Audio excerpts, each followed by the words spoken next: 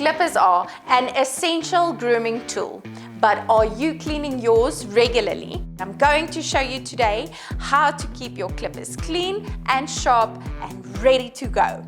Dust off all the loose hair from your clipper that's visible on the outer side of the blade. Then I proceed to remove my blades, and this is only if it's your clipper type where you can clip off your blades. Remove the excess hair that builds up underneath your blades. The next step, plug in your clipper, switch it on, and while it's running, use your clipper side spray. And this will help to lubricate, disinfect, and prevent rust before it even starts. Give it a burst or two on either side of the blade. And I also like to move my blades up and down.